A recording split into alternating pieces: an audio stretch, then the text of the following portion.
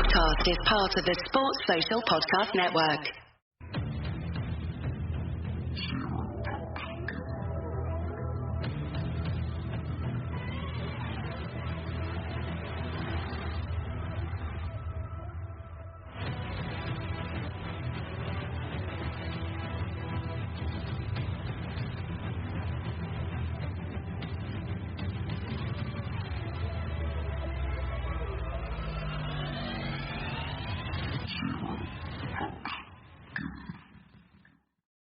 Hello and welcome to Zero Pucks Given, the UK Ice Hockey Podcast.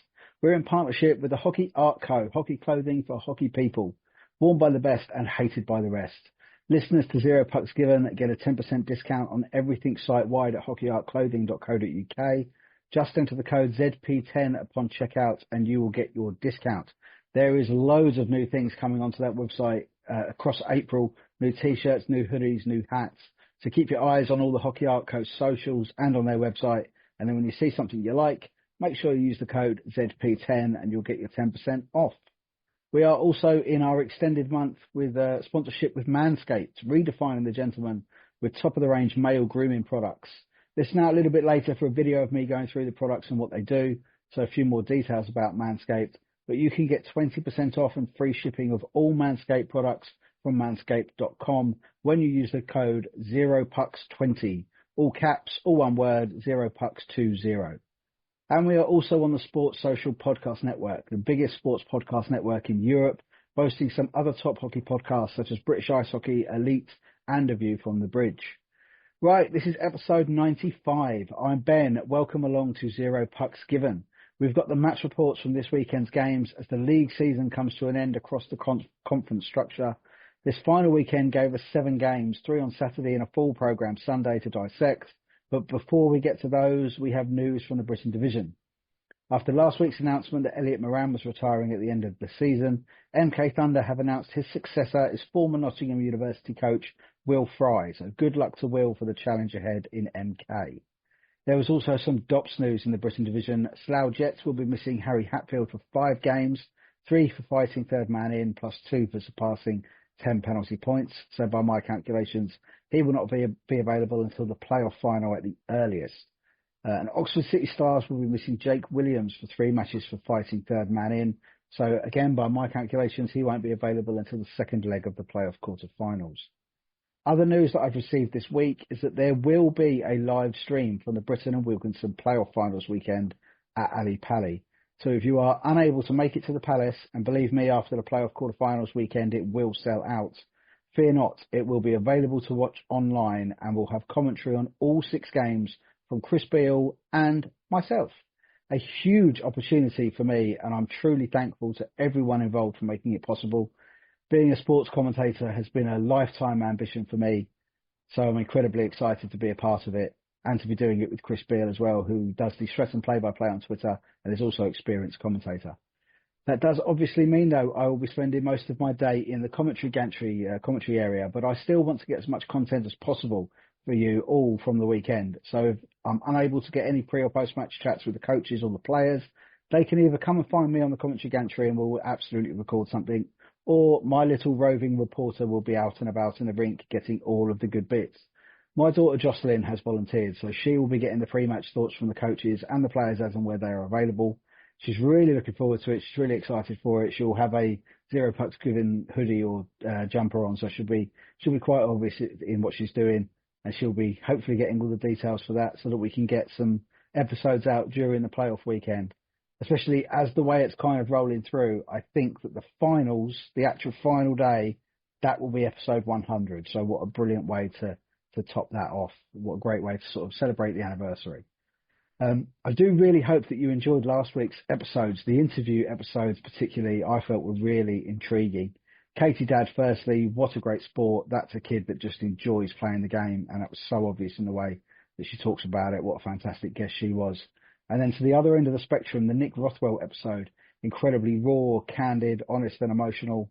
Really great episode. I really hope you enjoyed it as much as I did. And any of you players that liked what Nick was telling us about what he's doing now and you want to get involved, The details are all on the social media post that I put out about the episode on Facebook and on X, or you can contact Nick directly if you want to find out a little bit more about the Stick Together tribe for UX players to give yourself some support as you go through your careers, whether you're still playing or whether you're finishing or just finished. It's all there for you. Right, with the news and bits out the way, let's get to the action. And we start, as normally where we can, at Planet Ice in Gosport. The Buccaneers were in town as the oldest player in the NIHL structure comes up against some of the youngest. Romford slightly shorter bench than they would have liked, and as is normally the case on the smaller pad, a lightning start saw the home side take the lead early when Cole and Peacock assisted Liam Coleman to make it 1-0 on 25 seconds. There were penalties for both sides on 4:52 when Harry Cloutman sat for 2 for roughing and Donald Campbell was given 2 for charging. The home side doubled their lead on 7:38 when Pitts and Peacock assisted Liam Coleman for his second, making it 2-0. The visitors pulled one back just after the halfway point in the period when Dervish assisted Shea Woolmore to make it 2-1 on 10:30. The Bucks were on the power play after Mark Pitts sat for cross-checking on 11:17, but the Devils killed it off and saw it through to the buzzer. Into the second, and the home side again started fast as Peacock and Cole again assisted Liam Coleman for his hat-trick on 20:36. The Bucks kept it close though as Dervish and Caps assisted Kobe Grenell Park for 3-2 on 22:48. On 27:26 it was a tied game when Brindley Caps went unassisted, making it 3-3. As the period drew to a close, the Devils pushed hard and retook the lead just before the buzzer on 39:56 when Murray assisted Liam Coleman for his fourth of the night, making it 4-3. Into the third, and astonishingly, history repeated itself as Coleman made it a 5-goal show, again assisted by Cole and Peacock on 40:31, making it 5-3. The Bucks then had to kill a Joe Tamalin penalty for holding on 42:53, which they did very well. However, on 47:22, Murray and Cole assisted Mark Pitts to make it 6-3 to the Devils. The final 5 minutes were spent on a penalty kill for the Devils after Jack Peacock received a 5-minute major for charging on 55:13, but the sides were evened up when Nathan Long sat for holding the stick on 57:54, and with the team's 4-on-4, Perella Fox assisted Steve Osman for 7-3 on 59:46. A solid win for the Devils, Liam Coleman hitting great form in time for the postseason. Man of the match performances for Aaron Taylor and Brindley Caps, as the Devils will head to the high road and the Bucks will head home to face the Thunder. The City Stars headed to the Chieftains for a dress rehearsal of next week's playoff quarter-final, and a lively start to the game saw both Czech and Lauday in action, but it was the home side that drew first blood when Faye and Porter assisted Ollie Baldock for 1-0 on 4:44. The Stars hit straight back from the restart with a goal from young Ethan Taylor, assisted by Stevens and Costal, making it 1-1 on 5:31. The home side retook the lead soon after when Cam Bartlett and Huggett assisted Grant Bartlett for 2-1 on 6:57. More chances followed, with Czech clearing one off his goal line, and a family affair as Jordan Lauday stops Matthew Lauday from equalising a couple of times at the other end. Into the second, and the Chieftains put down their marker early as Grant Bartlett assisted Damon Porter for 3-1 on 21:51. A family rivalry did bear fruit for Oxford when Hedges and Bundock assisted Matthew Lauday to make it 3-2 on 24:03. The same trio then levelled the game when Lauday and Hedges assisted Theo Bundock to make it 3-3 on 25:41. Oxford were playing much the better of the two sides up until Ben Nethersell took a 2-minute penalty for tripping on 31:40. And with the man advantage, the Chieftains retook the lead. Cam Bartlett and Jay King assisted Grant Bartlett for 4-3 on 33:14. Power play goal. From the restart, the Chieftains pushed again even-handed and scored again as Huggett assisted Grant Bartlett for his hat-trick, making it 5-3 on 34:46. Into the third, and Czech was the busier of the two goalies, but couldn't prevent Grant Bartlett getting his fourth, assisted by Dan Hitchens, making it 6-3 on 45:16. The visitors pulled some fine work out of Jordan Lauday, but were unable to get past him. The Chieftains extended their lead further when Grant Bartlett and Huggett assisted Jay King for 7-3 on 49:49.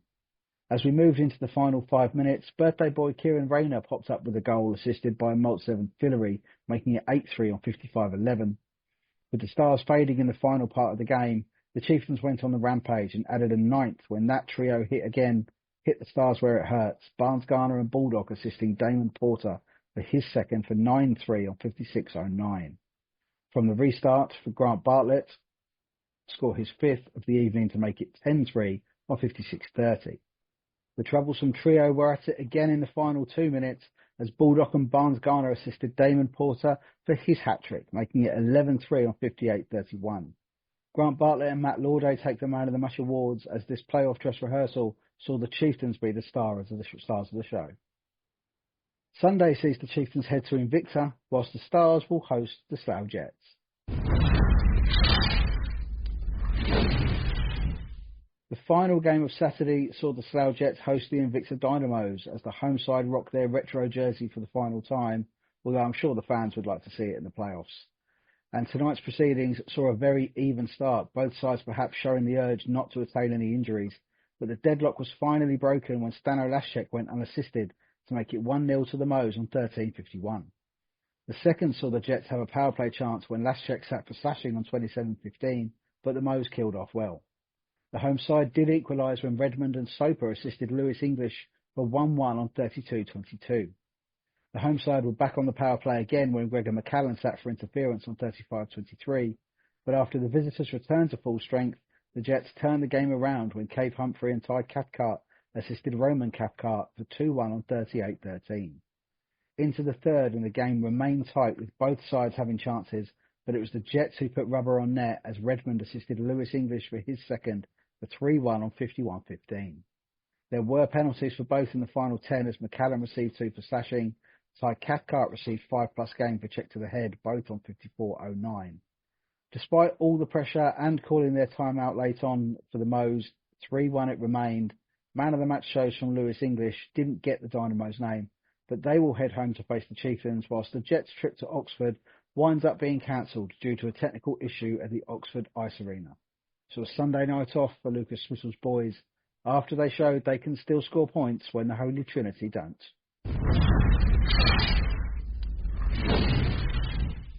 Sunday night saw the MK Thunder roll into the London Essex Borderers and face the Buccaneers at the Sapphire Ice Arena, but it was the Buccaneers that were ready for the storm.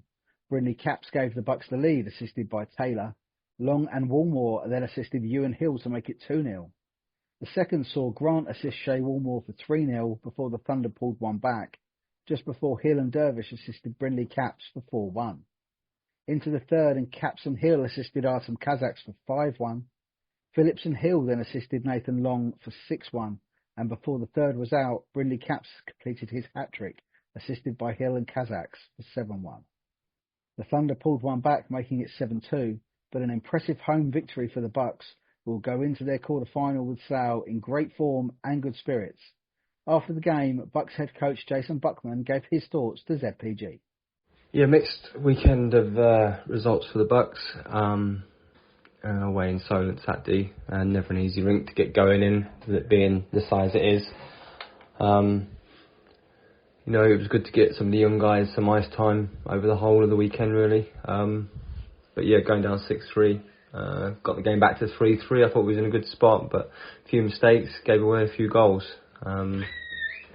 Sunday, again, a chance to get some of the young guys some ice time and give them some opportunity, and maybe mix the lines up a little bit.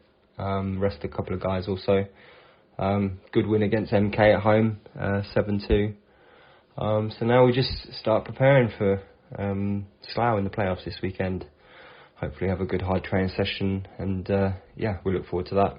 Sunday saw the Solent Devils head to the home of the treble champions as Milton and Taylor led out their respective sides, and the Red Hawks dominate the opening minutes and take the lead when Beasley and Watt assisted Luke Brittle to make it 1-0 on 3:38. The Devils continued to try and break out when they could, but were crowded out by the Red Hawks' defence. Still a fairly one-sided first period finished with the Devils in a 5-on-3 after Briggs and Pitchley both took a seat, misconduct and holding respectively.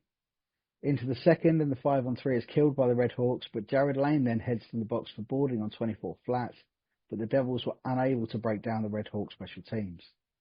The Devils found themselves a man down towards the end of the second when Mason Wild sat for 2 for tripping on 37:09, but the numbers were evened up shortly after when Ryan Watt sat for 2 for roughing on 37:54. After the Devils returned to full strength, Drew Campbell had a couple of great chances, but foiled by Danny Milton. Into the third, and the Red Hawks started to tick to the delight of their home crowd and doubled their lead when Jared Lane and Ely Newman assisted captain Ryan Watt to make it 2-0 early on. And it was quickly 3 when Lane and Waller assisted player coach Ben Painter, making it 3-0 on 44.09. The Devils then had to go on the penalty kill after Cooper sat for 2 for slashing Ben Ely Newman on 44.33. The Red Hawks extended their lead further when top points man Ziggy Beasley got on the score sheet, assisted by Watt and Brittle on 45.58, power play goal. Solent took the opportunity to change netties as Martin Edwards replaces Taylor. Miles heads to the box for roughing on 57.59, but again the Red Hawks special teams hold very strong. A more one-sided game than the score suggests, but a 4-0 finish gives the Red Hawks a winning end to their successful league campaign. And after the game, Red Hawks player coach Ben Painter gave his thoughts to ZPG. Yeah, going to the last weekend of the regular season, only a single game on the Sunday. Our game against Milton Keynes on Saturday was cancelled due to them not securing a nice time. But yeah, we go into that game against a Gosport team that we've had quite a bit of success against this year, and I wanted to make sure that we were keeping that train rolling and don't really give them a sniff. We know full well that there's a chance that we can see them in the semi-finals if we both qualify for the semi-finals, and that will be the match-up. So there's an element of not letting them have any momentum going into them playoffs, and really just playing our game and sticking to what we do. Again, we've worked on a lot of things in practice the last couple of weeks, and it was good to see the boys really implement those things and make sure that they were spot on, and I think they were. And I think it was one of them games that I think we controlled large parts of the period. I think the first period Solent only had 2 shots on net, which showed how much sort of possession we had. Second period was a little bit more even. They had a couple of power plays, but yeah, ultimately third period we really did sort of find our gear and sort of pressed on from there, scoring 3 goals to get a 4-0 win on home ice. So yeah, no, I was pleased. It was good to finish off the regular season with a win and really sort of take some momentum into the playoffs. And obviously we had the league trophy and the Britton Cup trophy presentation that night as well. So you always want to do that after a win as well. So yeah, it was good to get our hands on all 3 trophies. And yeah, hopefully we can march on now, and the aim is to make it 4 come playoff time. We're looking forward to playoffs. It's good to have some real competitive games back. Obviously the last couple of weeks have been just sort of building towards the playoffs now, and yeah, we're ready to go and we're excited for it. And after the Devils finished their league season and now look ahead to the playoffs, Devils player coach Alex Murray gave his thoughts to 0 Pucks Given. After a weekend off, it was a mixed weekend for the Devils. This past weekend, I think, going into Saturday against Romford, as I've said in some interviews since the game and in the build-up towards it in my pre-game notes, that we kind of owe Romford a game this year. We're pretty confident at home against them most of the time, but away from home we've not been good enough. And so I said to the guys, we need to put performance in, and then we started well. I think we scored in the first shift, first 15 seconds or something. I think we scored in, but never really got away from them in the first period and a half, 2 periods, and they kept pushing back. They've got some great youngsters, as everyone is talking about. The likes of Katz and Tomlin are some really exciting players there, and they didn't go away. Credit to them, and I think in the end our experience finally showed through. But it hasn't been the case against Romford every time we played them this year. But Liam Coleman had a great game, 5 goals. I think the first 5 goals of the game for the Devils, and we saw that game through 7-3, and it meant that we were then taking all of our focus then towards the Streatham game, and we hadn't beaten them this year, the only team that we hadn't beaten yet this season, and we really needed a positive result if we're going to progress anywhere past the quarters.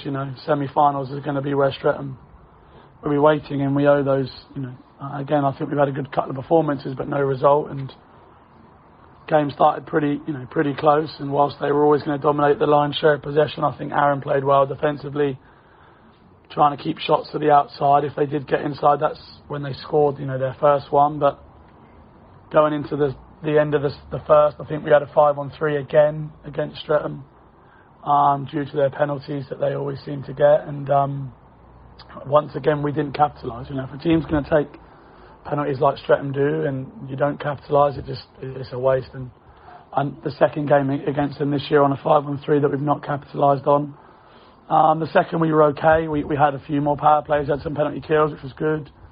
I felt we played a bit better in the second, and then it's all to play for, 1-0 going into the third, and I think we got a bit tired and we got a bit lazy, and they showed what a good, positive working power play is when they scored, I think, 2 or 3 in the third on the power play and killed the game off. And obviously disappointed, but they're a good team, and congratulations to them on their league and cup success this year. And we've now got to turn our attentions towards Invicta, and we've got a massive quarter-final ahead of us next weekend, and hopefully we make it to the playoff weekend the weekend after. The final game of Sunday then, due to the cancellation of Slough versus Oxford, was the Dynamos hosting the Chieftains in the final Britain Cup match for both. With both sides missing talismanic players in Laschek and Lack, but both having strong rosters too. Ryder and Ray lead out the teams as the Chieftains struck first as Barnes-Garner and King assisted Damon Porter to make it 1-0 on 4:46.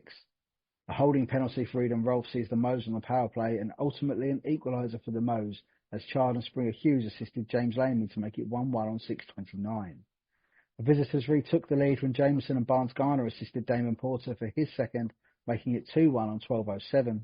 Just a minute later, when the home side were back on terms, as Strawson and Oliver assisted Gregor McCallan to make it 2-2 on 13:38.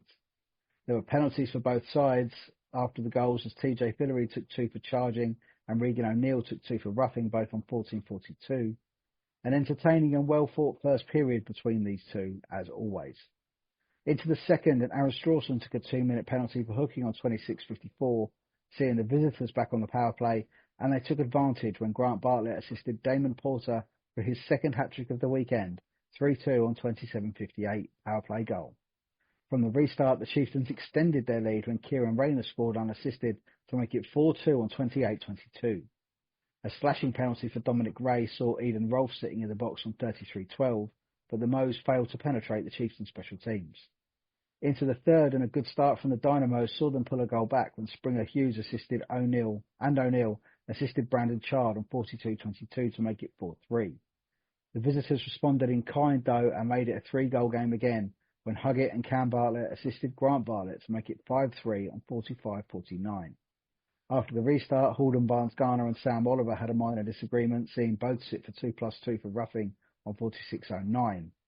After those penalties expired, Chard was given 5+ game for interference, whilst Chelmsford saw Huggett and Rolfe receiving 2 for roughing, and Rayner receiving a game penalty for leaving the bench at 48:47. The Moes did pull one back when O'Neill assisted Madstoon to make it 5-4 on 49:52, but the lead returned to 2 goals when Ethan Reed scored unassisted on 50:16 after a video review, deeming the puck to have gone in the goal rather than through the side netting. Late penalties for both, as Grant Bartlett received 2 for charging, whilst Harrison Lillis receives 2 for misconduct, but 6-4 was the final score. Man of the match performances from James Laming and Lee Jameson, and after the game, Dynamo's head coach Cole Lennon gave his thoughts on a frustrating weekend for the Moes. 2 games for us this weekend in the Cup, and of course nothing to play for in the competition, but at least something to play for when it comes to the preparation for the playoffs this weekend coming.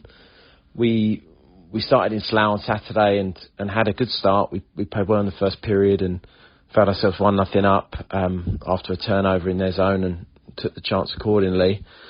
And then in the second period, we had a bad 5 minutes really where we conceded a couple goals where we made individual errors that cost us.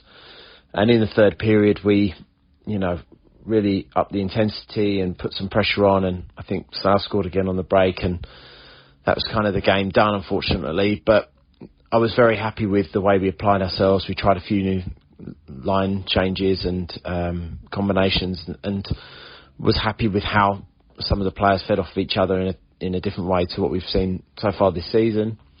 So there were some positives to take from the game. And then on Sunday, we welcomed Chelmsford to the game, and a game that was played at good intensity in front of a good strong crowd and good atmosphere ultimately in the end of it. And it was a game that had a couple of contentious moments with goals. I've watched some highlights back now already and seen that one certainly didn't cross the line and one definitely did, that was questioned at the time. And Yeah, it was fine margins in the game between the two sides. I thought both teams, like I said, despite not having to play for anything, certainly put a shift in, and it was a good game for the casual viewer to watch at least. Moving on to this week, it's all about the preparation ahead of the quarterfinals in the playoffs. Obviously, the clock is set back to 0 come this time of year, and we can't wait to get going this weekend against Alex and his team. We play at home on Saturday and down in their rink on Sunday. And, of course, we're looking and have eyes only on one thing, and that's getting to the finals weekend.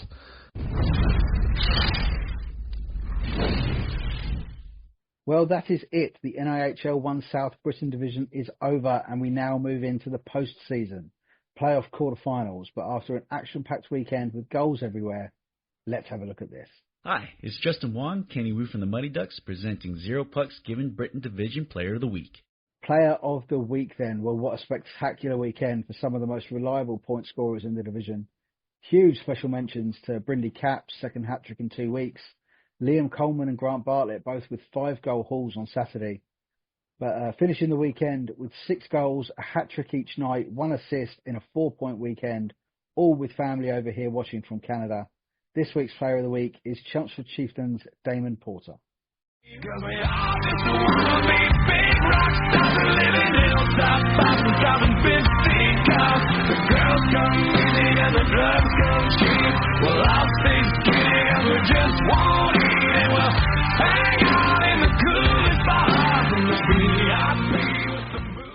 So under the assumption that Oxford versus MK and now, of course, Oxford versus Slough in the Britain Cup will be awarded as 0-0 ties with a point each, let's have a look at the final tables. Top of the pile, your league champions, South Cup champions and Britain Cup champions, the Streatham Redhawks. Played 28, won 22, lost 3, 2 OT losses, 47 points, scored 146 goals, conceded just 53.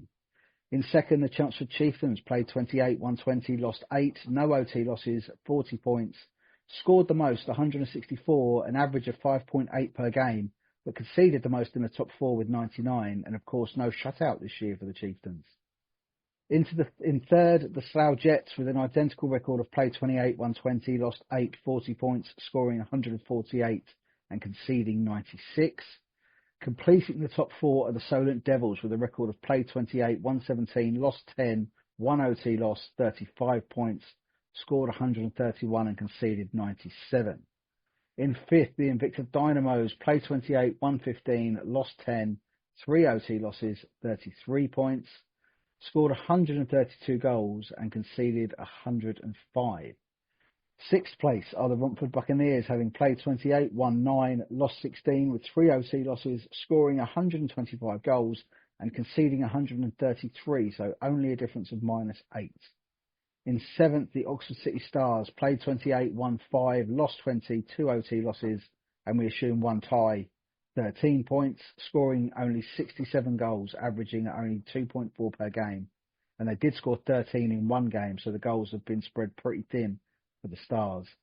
And finally, in 8th position, the Milton Keynes Thunder played 28, won 2, lost 24, 2 ties, both due to lack of ice availability.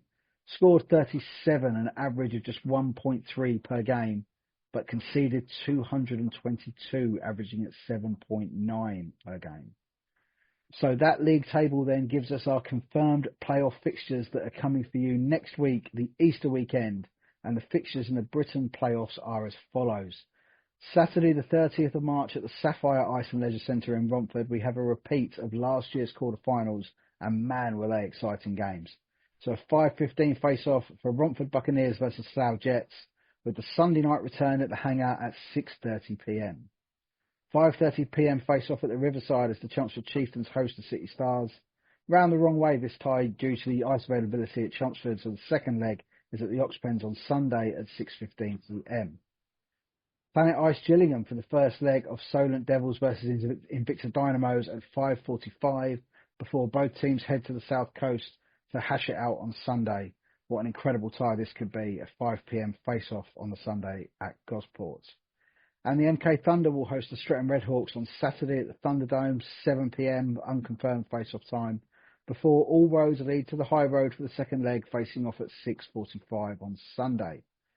After this weekend's incredible action, we will then know the final four that are going to head to the iconic Alexandra Palace to play for the Britton playoffs.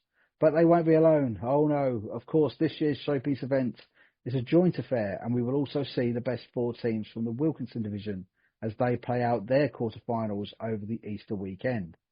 It's a one-game shootout at the Spectrum on Saturday night between the newly crowned league champions, the Guildford Phoenix, and the Solent Junior Devils. Winner takes all on one night. Anything can happen there. The Haringey Huskies, they will be eager to make the showpiece as it is happening on their home ice, and they will face last year's playoff champs, the Invicta Mustangs. Peterborough Phantoms 2 will face the Cardiff Fire over 2 legs, and finally the Basingstoke Buffalo will face the Bristol Pitbulls 2. What a story that could be for the Buffalo, who, if they were to make it, will be roared on by all the Bison fans as well, I'm sure. If you would like to volunteer at the playoff finals weekend to sell programmes or 50-50 tickets, just getting involved with the England Ice Hockey sort of events team, they're still looking for volunteers. So you can contact Danny Perchard either on social media or through the contact page on the England Ice Hockey website if you would like to volunteer. They are offering lunch. So normally good food at Ali Pally, to be fair. Another thing with the Ali Pally thing is the parking. That if you're heading up there, I know that some people have kind of said, "Oh, there's a sold out concert on in the other side of the room." There is Underworld of Lager, and all that. They are playing in the other room at Ali Pally, but that doesn't start till sort of late at night. So if we're coming there for the whole day, I'm pretty sure that we're going to get the parking first. So there shouldn't be too much of a worry about that. And then if the hockey gets done early, we might be able to sneak in there for a little rave as well, which would be quite funny. But obviously, such a fully packed schedule on that Saturday. I think 10:30 onwards. It's just going to be ice hockey all day. It's going to be absolutely incredible. Hopefully, I'm going to keep my voice in check throughout the day. As obviously we have 6 games to talk about, so really, really looking forward to doing that. A massive thank you to you all for listening. Thank you to the coaches for providing their thoughts. Thank you to Joe Scutts at NIHL Stats for the tables and the fixtures. And of course, Hockey Art Co, Manscaped and Sports Social Podcast Network for being part of the ZPG family. Make sure you're following on all the socials, Instagram, Facebook, X, Threads, Snapchat and TikTok. And of course, you can subscribe on Spotify, Apple Podcasts and on YouTube. Later this week, I will be catching up with Chelmsford Chieftains chief puck stopper Jordan Lauday. As after a family affair this weekend just gone, there's another one coming this weekend in the playoffs, so we'll be chatting to Jordan all about that, about the season with Chelmsford and his career in general. Thank you so much for listening. I'll see you next time.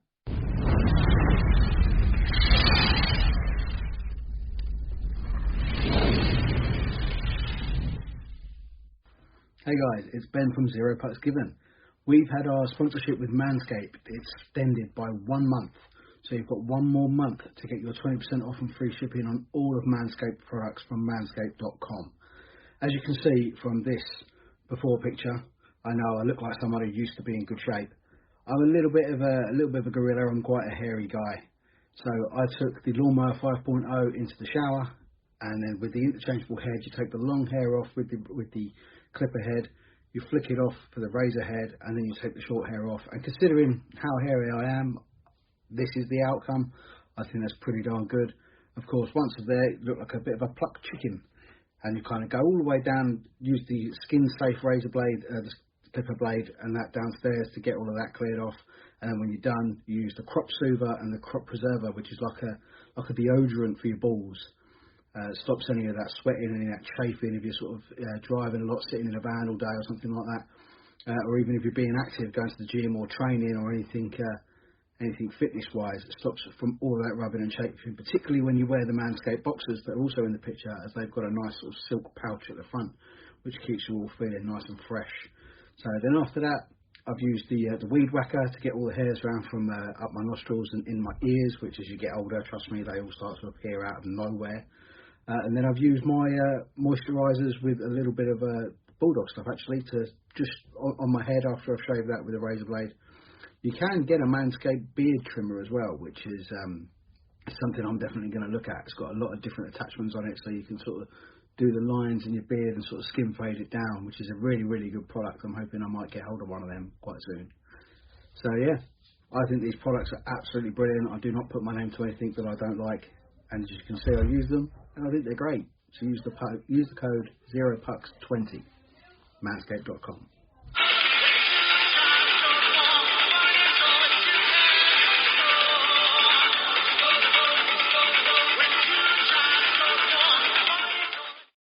Sports Social Podcast Network.